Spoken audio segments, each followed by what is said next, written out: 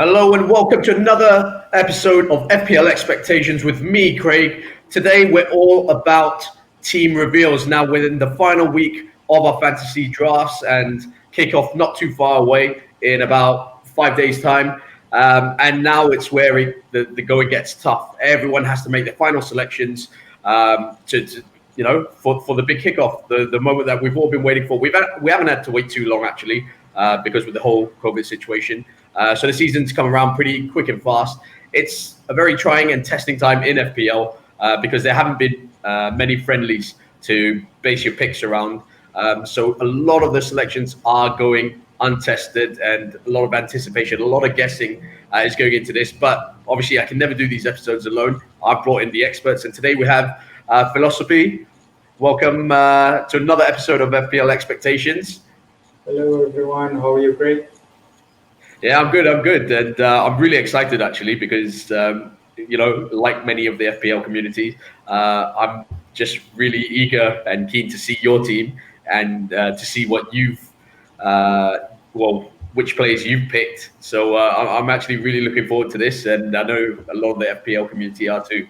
So without further ado, let's get straight into it and see what you've picked, and we'll start with the goalkeepers.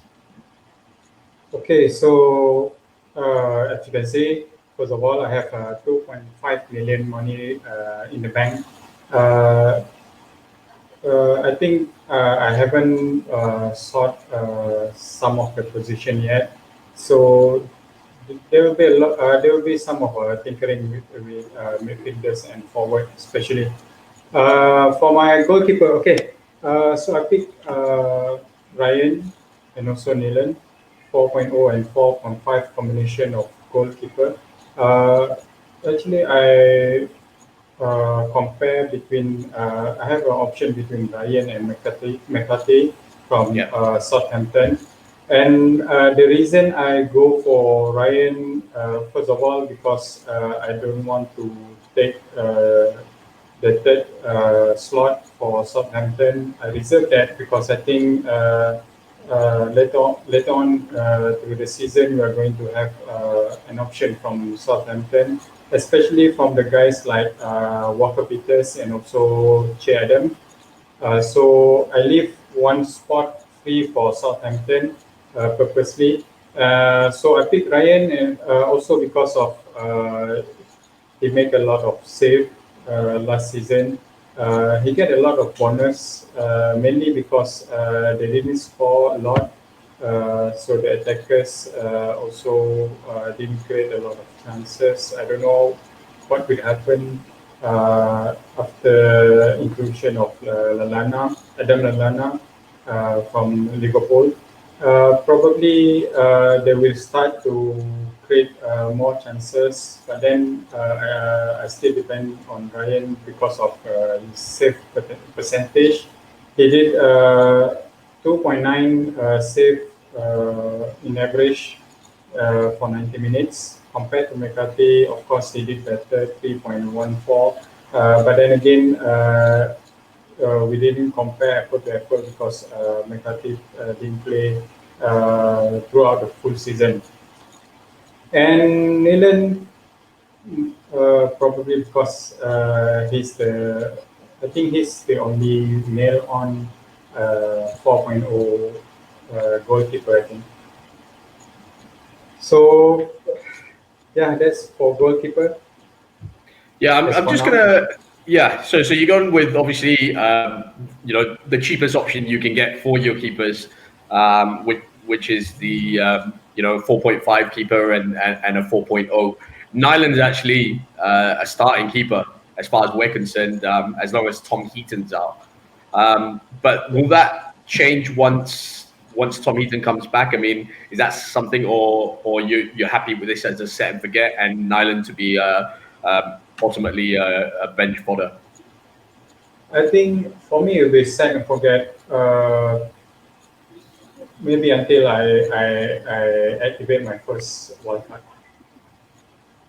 Okay, that's great.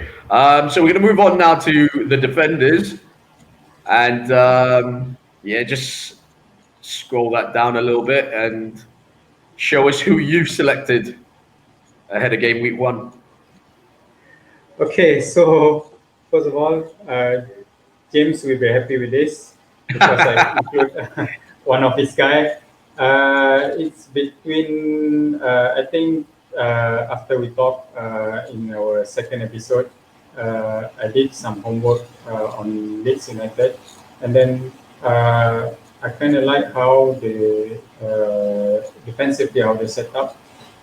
So I picked Ailing instead of Dallas, the other guy Dallas, because I think I didn't want to waste any transfer. Ailing will probably start as a centre back, 2 or 3 earlier games, and then he will nail on at the right back afterwards. So I pick Ailing for the long term. And then next, move on to the Liverpool defenders, Robertson and PAA. They're not going anywhere. The most value for money defenders, and I think they will do well this season, especially Robertson. Nothing much to add on there. So next on, Egan from Sheffield United. I think I haven't seen a lot of guys on Twitter pick Sheffield United assets, especially the defenders. I'm not sure the reasoning behind that, but I still love how defensively how they set up, and also the starting games against Wolf. Am I right? Wolf. Yeah. The opening So fixture. the opening picture will be against Wolf. They won 1-0 last time, last season. So there's a clean sheet potential there, and also he's been at the end of set pieces a lot after the restart. So yeah, probably got there's a potential of attacking returns also. The next one is Walker Peters. Okay, for the 4.5 slot defenders, actually I don't have a solid selection yet. Walker Peters is at the moment my placeholder. I also considering Lamptey, and also probably one of the guys from Burnley. Okay. I think Taylor Peters or is at Peters, yeah. 4.5. But then they Charlie have Taylor a as well. blank. Yeah. Yeah, but then they blank on game week 1.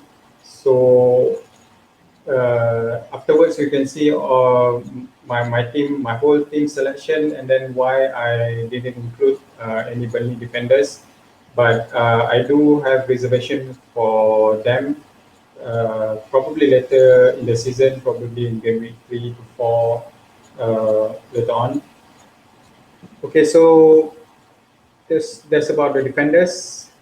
I mean, you've obviously gone very, heavy with your back line compared to a lot of the drafts that I've seen around. I mean, what's your thinking behind that? I mean, there's Robertson at 7 million, Alexander Arnold at 7.5, and Egan at 5. I mean, that's a lot of money invested in that.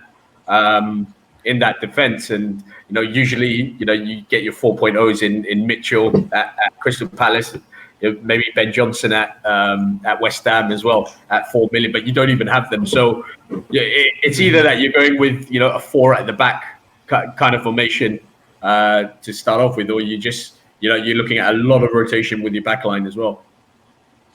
Yeah, I think for this season I will try to limit my point hits. I think I took about 40 points or 48 points last season. So I will treat all of my 38 free transfers very carefully. I will try to not making so much changes on my defenders. So I try to get what do you call this? I'll try to get reliable guys for my defenders.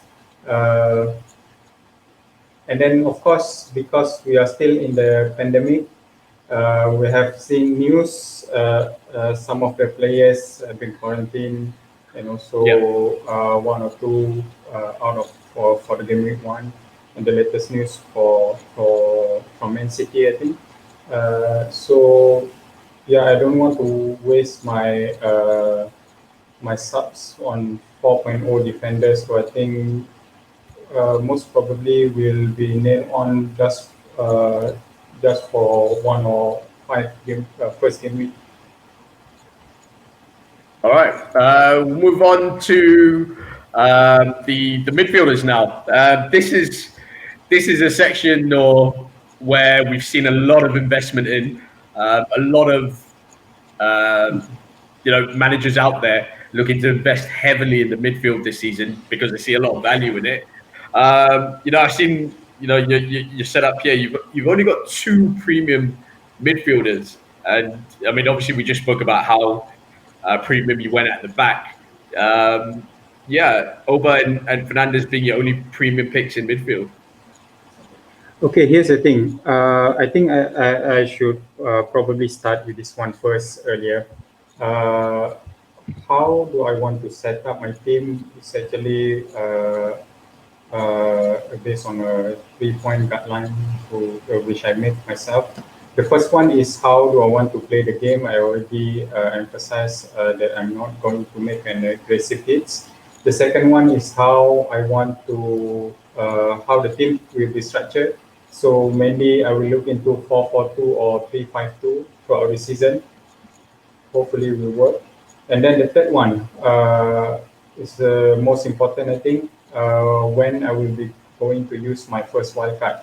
So after our which we'll come on to later. time, The wildcard will come on to later on in the show, so save that bit. So that's part of the reason why I include two Man United attacker in my team for the start of the season. For game week one, although they blank in game week one. So I spend most of my budgets, as you said earlier, not most, a lot of my budget on my defenders because I want to limit my transfer and then probably try to use a lot of transfer or maybe all of the transfer for 7 or 8 of my attackers. So first of all, Aubameyang he's probably locked in my team. Maybe my first game week and second game week captain, and then after that, Fernandez. He will sit out for the first game week, and then I will play him in on the second game week. Same as Min, I think his stats is actually not very clear cut. How to say clear cut good. Yeah. But then I do have some faith on him, playing him, seeing him play after the restart. So I think he has the potential to be one of the Newcastle talisman for the next season. And also because of the latest news, Wilson, Callum Wilson, and also Callum Wilson, and also Fraser. I think is it confirmed yet? Fraser hasn't been confirmed, but Callum Wilson has. So the inclusion of two of the guys, I think, will improve his output. He's been creating a lot of chances after the restart, but then they didn't have a prolific striker to finish the chances off. So I think he will do good. And then next, Armstrong.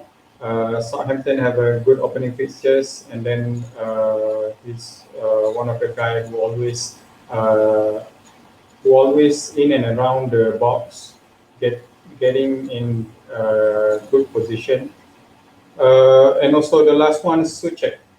I think I'm not sure whether he will play game week one or not. Yeah. Probably he's in quarantine, isn't he? Yeah. So as for now, it's either him or if he's out, and then I will have a look into other guys like Richie and also Birch from Sheffield. Yeah. He's been great for the preseason. Sanderberger, Yeah, right? Sanderberger. Yeah. So I, that's mainly my midfielder. Yeah, I mean, the one thing that screams out to me when I look at this midfield is the fact that you don't have Salah Salah. or Mane. That's a Or big Mane. question, yeah. Or Yeah. money, yeah.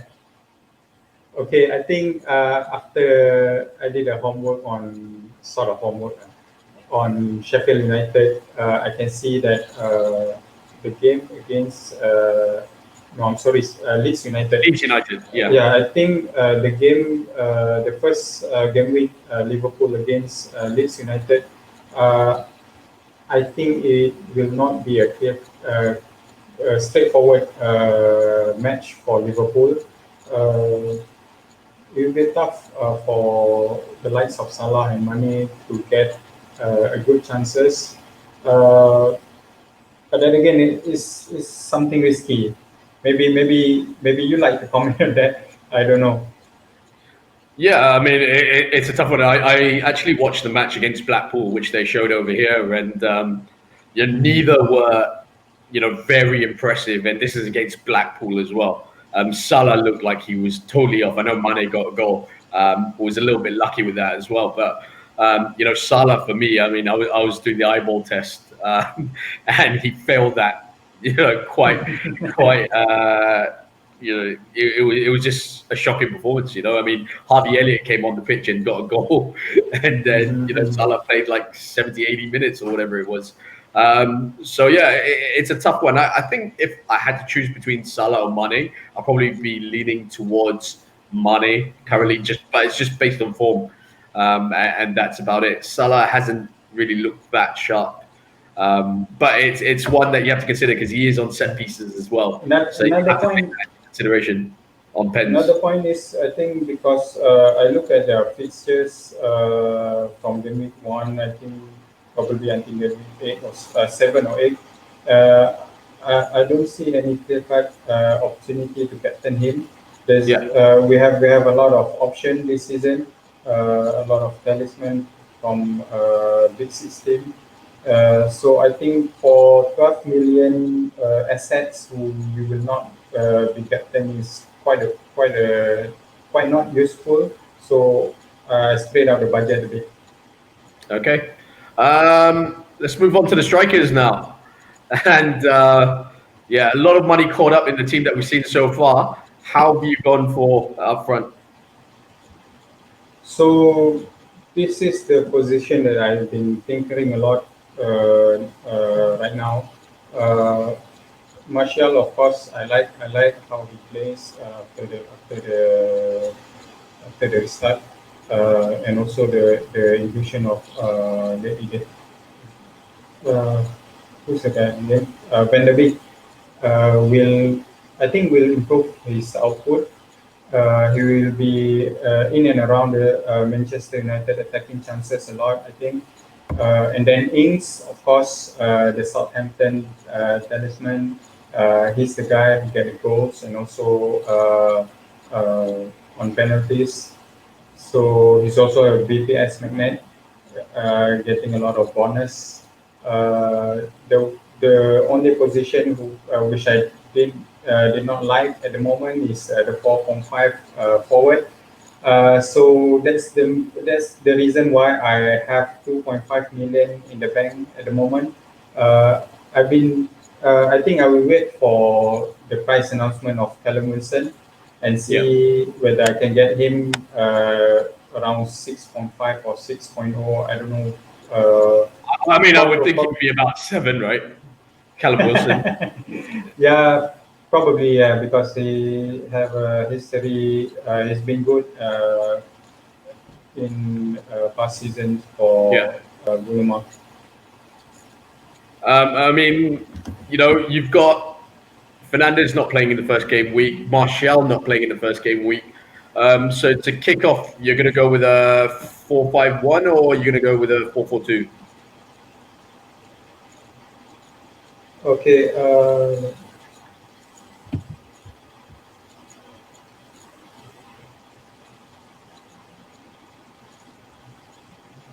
Okay, so for the first game week, here's how we set up 5-4-1. Like I said, I will treat game week one as a planned game week. Usually during any game week, which is labeled as planned game week, we will play whoever we have on the bench. So we reserve our best assets. As for me, it's Martial and also Fernandez for game week two. So yeah, 5-4-1 for me on game week Okay. one. I And mean, then moving on to game week two, 4-4-2.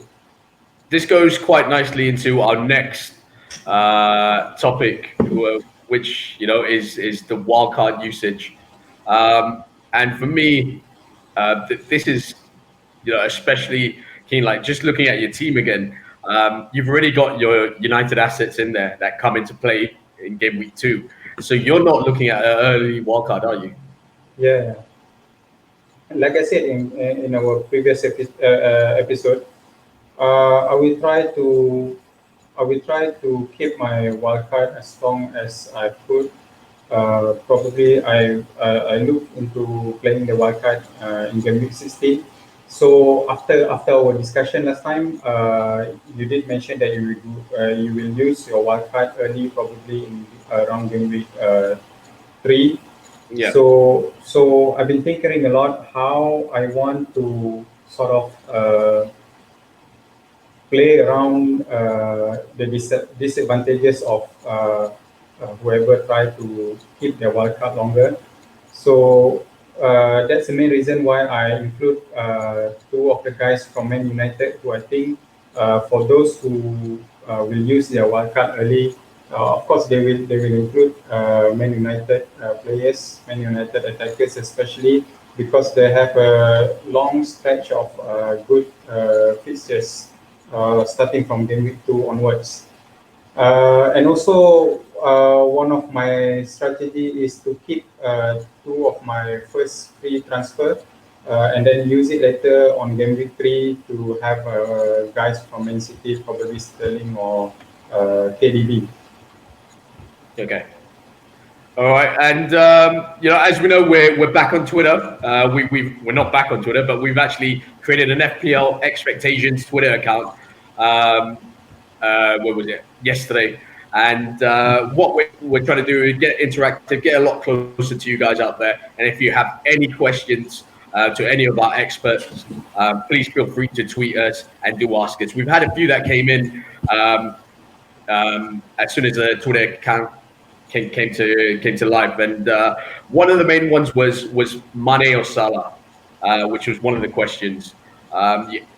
We briefly touched on that for your selection, but for the other FPL managers out there, if they had to choose between Mane and Salah, who should they be looking at? I think personally, if it's between Mane and Salah, I will still choose Salah because he's capable of big hauls. Of course, he's not very good during a tough game against a tough opposition. But then again, he shoot a lot. He he also create chances for the other attackers, Firmino and also Mane, and also guys like Robertson, who's we've seen quite good during the preseason, will also create a lot of chances for Salah. So yeah, I'm leaning towards Salah if it's between him or Mane. Okay, so if it's between those two, you're going with Salah, yeah? Yeah, I would go with Salah. Okay, and then another question that came in similarly is: do they go Son or do they go Dele Alli if they're looking at Spurs? Okay, this is a tough one, I think, because we haven't seen a lot of. I think we haven't seen how they actually will set up this season because of lack of preseason, like you said. Uh, so for the start of season, I think Son with AG, he did shoot a lot compared to Ali. Of course, their goals tally after the restart. probably not have a difference so much. I think Son have 6 and Ali have 5. I think.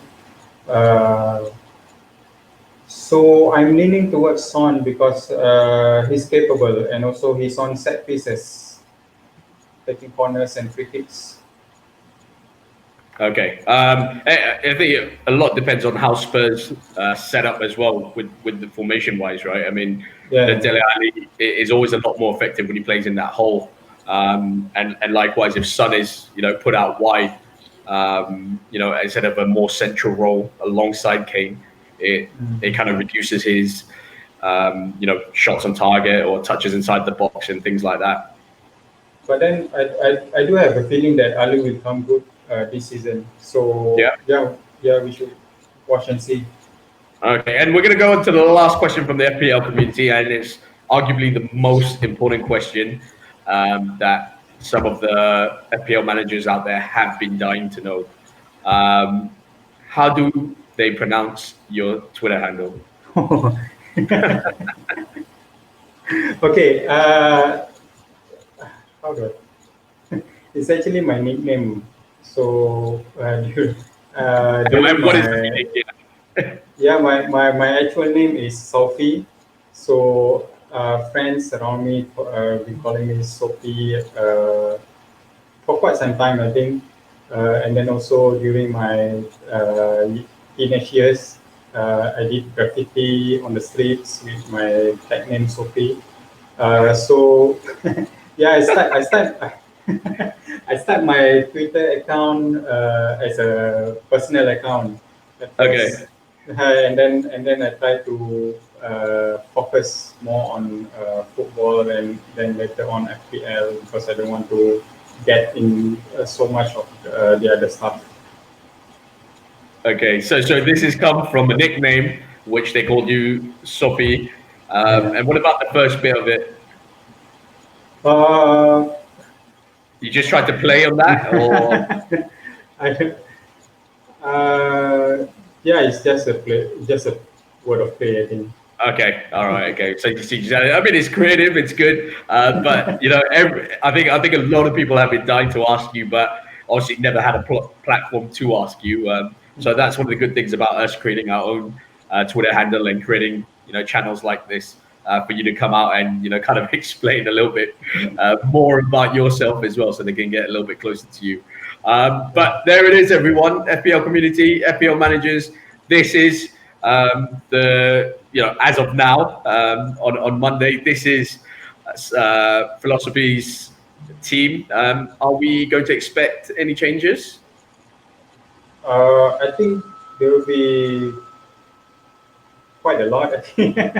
Okay. It depends on the price of new Callum Wilson, yeah, okay. one of them, and also how Suchek they will play or not, and also other guys. Okay, and the last question from me to you: will you be doing a team reveal before the deadline? Yeah, but I think for last season I've been doing team reveal closer to the game week. But then this season, I think I will lock my team earlier, probably on Friday. I think I will try to do that because I don't want to think so much on closer to the deadline. You tend to do more mistake. I think. Overthink it and everything. Yeah, overthinking and stuff. Not a good decision. So yeah, I will hopefully I will reveal somewhere in and around Friday. Okay, so that's it. FPL managers out there, stay tuned. Follow if you aren't already. Follow FPL Expectations on Twitter, as well as subscribe to the channel. And if you want to see that team reveal as close to the deadline as you're going to get, I think it's going to be on a Friday where Philosophy will announce his team for game week 1. Do follow him on social media, on Twitter, and he will let you know. Until then, that's all the time we have for. Big thank you to Sophie for coming on the show and showing us one of his many drafts, his current draft right now. He did say there might be a few changes, so stay tuned. Keep following him on social media, and wait for Friday before he announces his final draft for game week 1. Till then, thank you.